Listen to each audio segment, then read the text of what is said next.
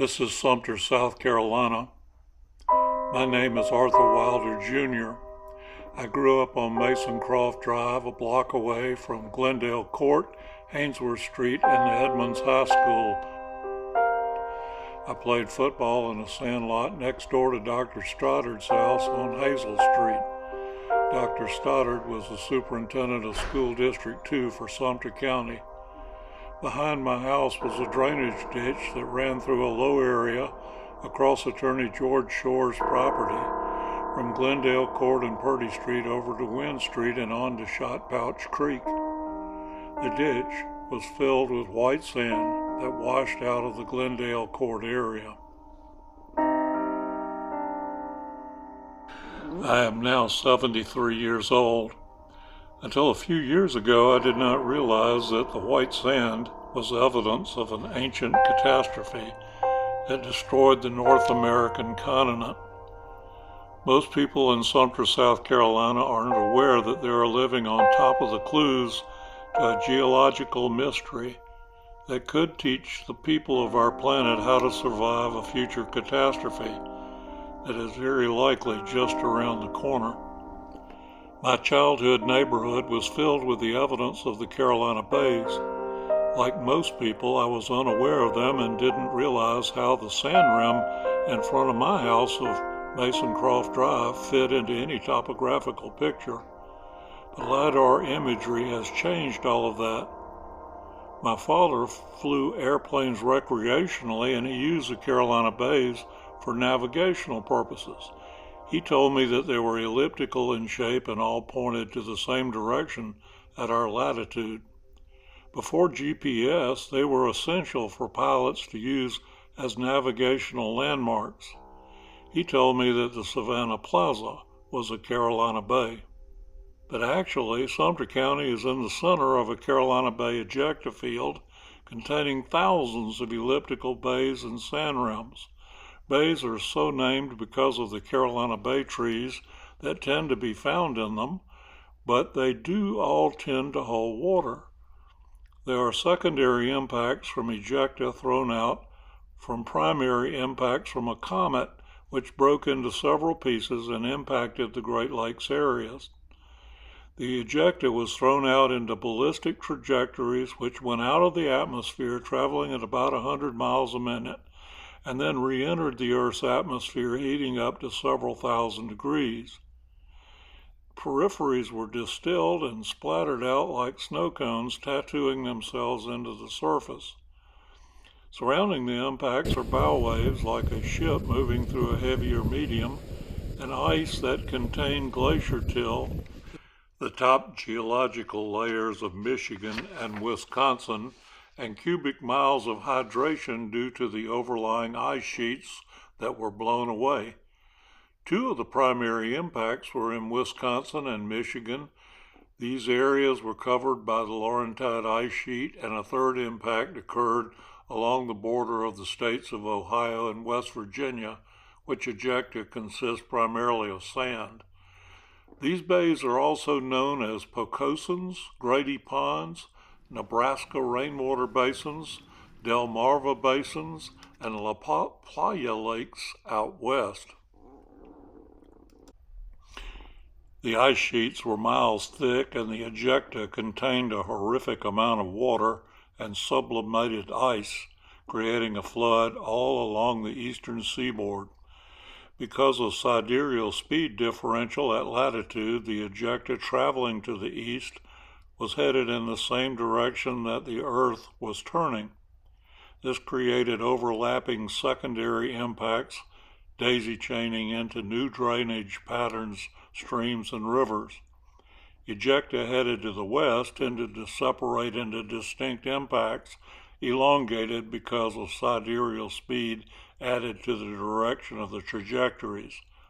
The daisy chaining and immediate flood created situations like on Glendale Court, where the rim of the bay was breached and water made its way into a local floodplain to a gully on Wynn Street, leading to the Shot Pouch Creek. A chain of bay impacts then allowed the water to move down the Shot Pouch Creek to Swan Lake and then into the Green Swamp. There are partially eroded bays all along the way to the Pocataligo Swamp and eventually to the Black River. Carolina Bay rim sand has never been in an ocean, and until it drains out of a bay is unstained by tannins. It has no seashells or calcium in it and does not react with muriatic acid. It is itself highly acidic.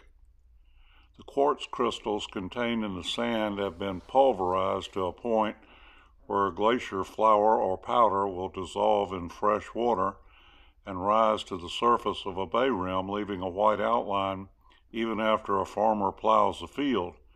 But the powder, also called glacier flour, will not abide fish gills or salt water, and this is what precipitates out as pluff mud in all our saltwater estuaries. We have many large bays in Sumter County, including Big Bay Pinewood and the Woods Bay State Park and neighboring Quail Bay. But there are many bays even in downtown Sumter which have now blended into developed areas, such as bays at Westminster Presbyterian Church, Morris College, and the Croswell Children's Home. Quixote Country Club is a tremendous bay, and the Memorial Stadium where Sumter High School football games take place is built on a Carolina Bay rim. Some of the first bays I was allowed to study up close are on the Harvin Farm on the Pinewood Road, and that has been a great privilege which I owe to my good friends Sepp and Betty Harvin.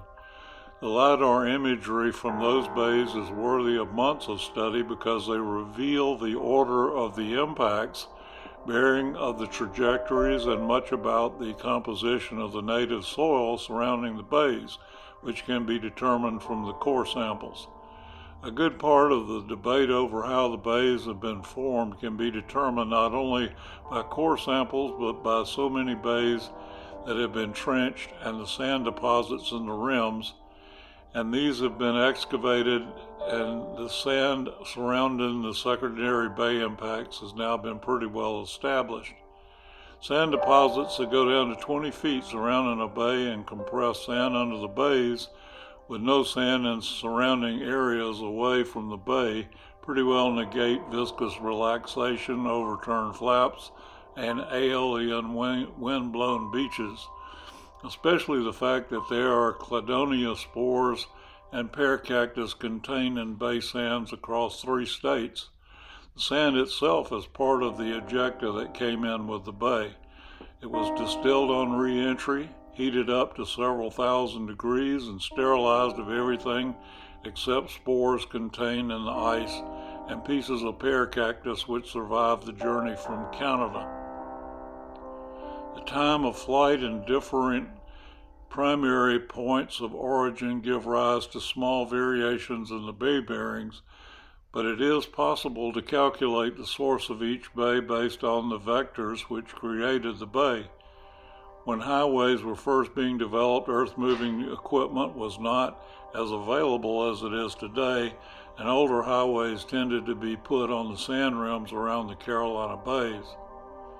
A farmer would tend to plant areas that did not flood first until he could drain the bay, so fields tended to exclude the low areas. Sand rims that did not grow crops were used for cemeteries and church locations, because these were also well-drained areas that were easy to dig in. It is not an accident that the Carolina bays east of Highway US 1, where the wide 4-mile wide floodplains began to the east, and that the old roadways would tend to connect the sand rims of Carolina bays going through swamps and low places.